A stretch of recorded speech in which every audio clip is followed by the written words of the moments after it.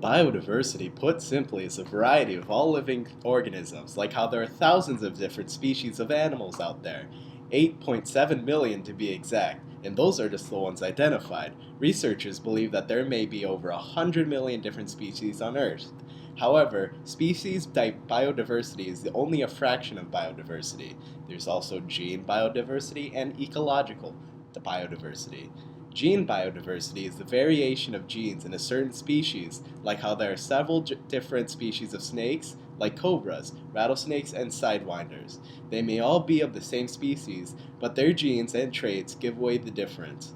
Ecological biodiversity is a variation of ecosystems and habitats. Basically, it's the different ways organisms interact with each other and their environment, like how species of organisms are different in a cold tundra than in a wet rainforest.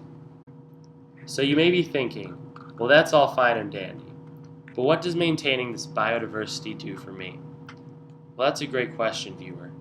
What it does is it ensures your life. You see, without biodiversity, the world would literally end. Biodiversity helps keep our waters uncontaminated.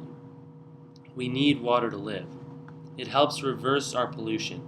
Biodiversity is basically the friend you can punch in the face and he'll turn around and forgive you. It helps with climate stability. Without biodiversity, America really would be a melting pot, a very hot, deadly kind of melting pot. That's because biodiversity helps reduce the amount of greenhouse gases, which helps keep our planet from being a hot sauna of doom. We'd have no food, and therefore die. There would be no medical products, as we use many plants for medicine. Then Grandma would have a very tough time getting up in the morning, let alone even surviving for that matter. So essentially, biodiversity is actually pretty important. And by pretty important, I mean our lives actually depend on it.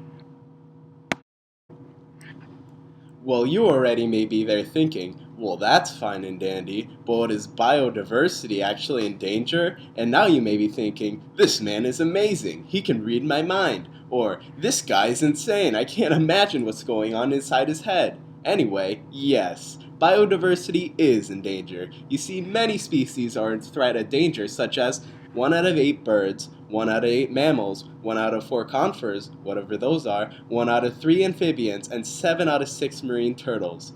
And it just doesn't only affect animals either. It also affects plants and ecosystems as well.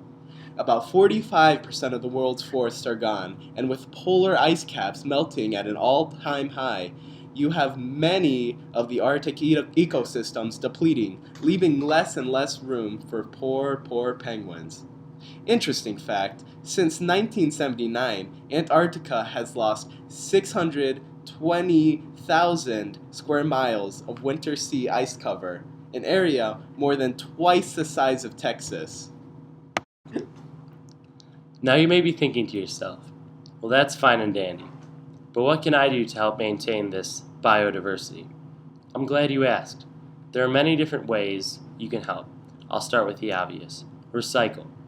Doing that will reduce how many resources we use up, helping save biodiversity. Here's something you should not do. Let's say you and your dear friend Pablo went on a fishing trip. On your fishing trip, you find a hot, spicy pepper, native to the region. Pablo, being a lover of all things spicy, takes the spicy pepper back home with him, planting it in the ground of his yard. Fast forward years later, and bam! The United States is full of spicy peppers. There's nothing but spicy peppers everywhere. It's basically the end of all wild vegetation in America as we know it. But what went wrong? You see, what Pablo did was introduce an invasive species to an ecosystem. An invasive species is an organism introduced into another ecosystem where it thrives, leading to unchecked growth of a population. Invasive species are currently the leading cause of organism extinction today. Still not satisfied with what you can do? Well, what you can do is raise awareness on the topic. Take what you learned in this video and spread it around. Don't just keep it to yourself.